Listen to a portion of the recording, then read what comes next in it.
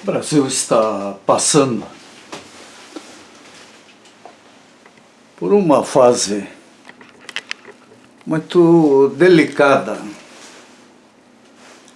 porque há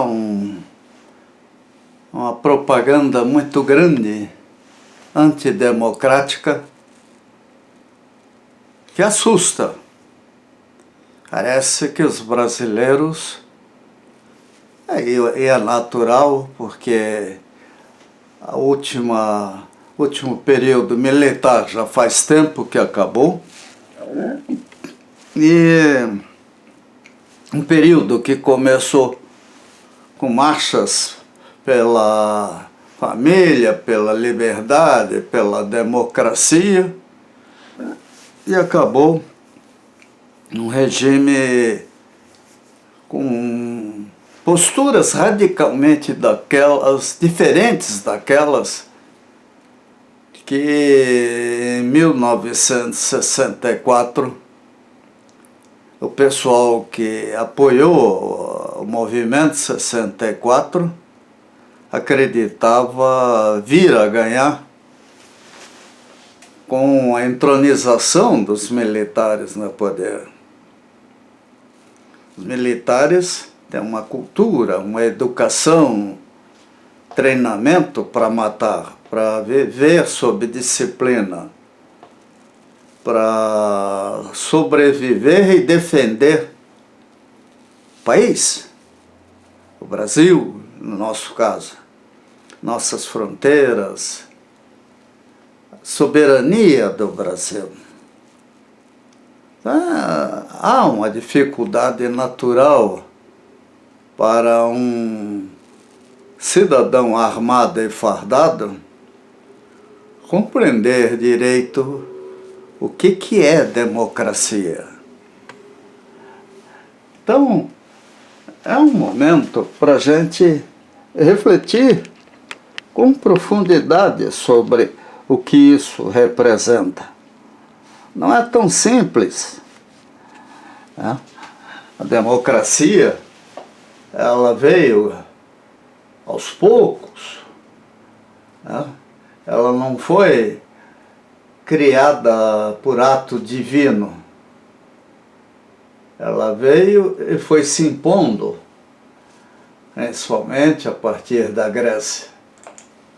Mas o ser humano, ele existe sobre a Terra há muitos 2, 3 milhões de anos, em formatos diferentes, com cérebros diferentes. Essa evolução continua, assim esperamos.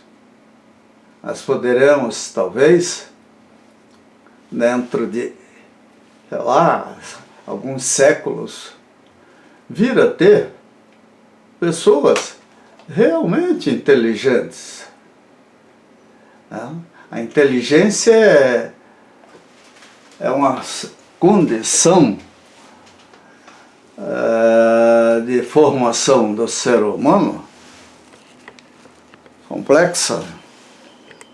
Ser inteligente não é simplesmente ser um bom engenheiro, um bom advogado, um bom general, né?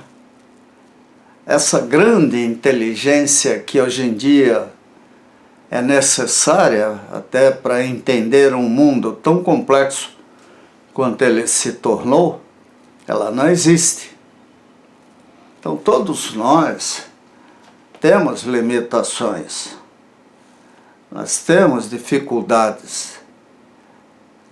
A gente se dedica à família, à sobrevivência, à vida pessoal e daqueles que estão à nossa volta. E o resto? É triste, por exemplo, quando a gente vê e ouve, como ouvimos no nosso atual ministro da Educação, e a minha surpresa é que ele não foi ainda substituído, dizer com tanta ênfase que odeia os índios. Barbaridade, e esse é o nosso ministro da Educação. Odeia justamente aqueles que estavam nesse continente antes dos descendentes do Weintraub chegarem aqui. Esse indivíduo é um símbolo das confusões que nós temos. A verdade é que, graças à evolução da humanidade, da democracia, da liberdade, nós temos diversos padrões de direitos humanos. Esse é um documento que foi escrito e reescrito de muitas maneiras. A Revolução Francesa, Revolução Norte-Americana, a Constituição dos Estados Unidos. A Revolução Francesa teve um momento que é glorioso, que tratou disso, e após a Segunda Guerra Mundial, até por iniciativa dos Estados Unidos, a esposa de Franklin Delano Roosevelt, viúva na época, Eleonora, se não me engano, ela trabalhou para que a ONU aprovasse isso aí. O atual presidente quer, eu acho que acabar com a ONU. Ei, mundo, como as coisas oscilam. Então, hoje inicia o enterro de George Floyd,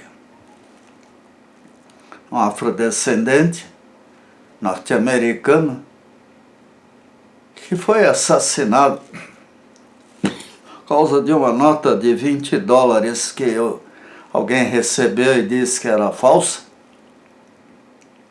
mas foi assassinado por causa do racismo. Racismo nos Estados Unidos é algo radical e precisa mudar.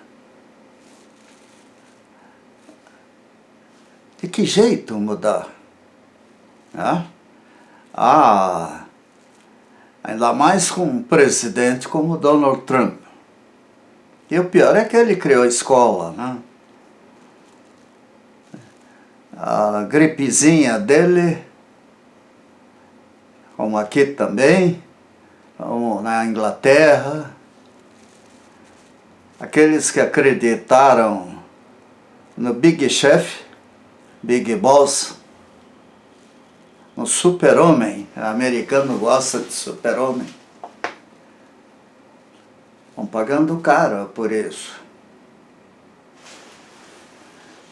Mas é o caso, é a vida, esse é o resultado da democracia. Quer dizer, democraticamente podemos ter um tirano,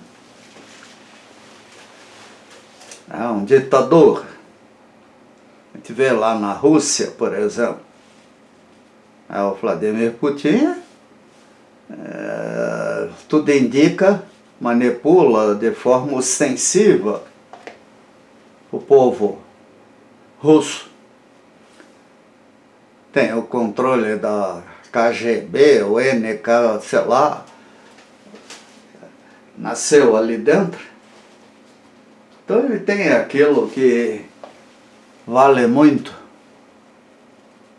para extorquir e eliminar adversários. No Brasil não chegamos a esse ponto ainda não, felizmente. Nosso presidente atual, quando em campanha venceu, parecia estar transbordando de boas intenções, apesar de métodos meio heterodoxos para corrigir o Brasil. talvez por problemas familiares ou por causa do atentado que sofreu, Jair Bolsonaro sofreu muito. Não foi fácil superar tudo que ele enfrentou. Mas será que superou?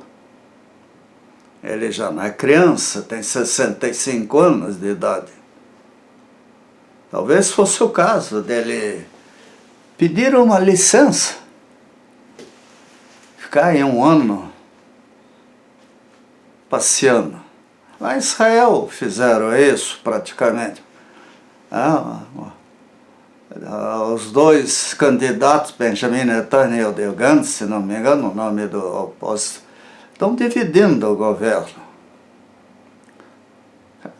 São pessoas inteligentes, muito inteligentes, e que amam o povo que governam. É um exemplo para o mundo inteiro. As últimas eleições, nós tivemos a vitória de um presidente e de um vice-presidente. Nosso vice-presidente, essa é uma pessoa bem preparada, tem um histórico de vida excepcional. É de Angola, Amazônia, de origem indígena.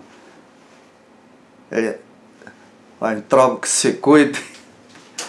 Ele poderá dar um tempo para o presidente Bolsonaro descansar. E os filhos dele, a gente até aceita que eles não sejam punidos, que paguem uma penitência qualquer, afinal dizem que são cristãos, né? E retornem ao bom caminho, para dizer besteira. Bem que o pai dá um mau exemplo, né? Dizer besteira é igual ao nosso atual presidente. Está difícil ver igual a nossa presidenta Dilma Rousseff. Eu acho que já está até com raiva, porque está perdendo o cetro de dizer besteira, né? Então, gente, o Brasil é mais importante, o povo brasileiro é mais importante do que tudo, mas as ideologias, a democracia, a evolução do ser humano são os marcos, são as referências que nós temos que cultivar na esperança de melhorar. Nenhum de nós é dono da verdade, nenhum, ninguém é perfeito. Perfeição não existe.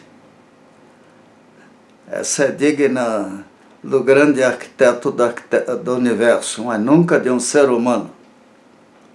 Então, precisamos de serenidade. E o nosso presidente, acima de tudo, de serenidade, serenidade e serenidade.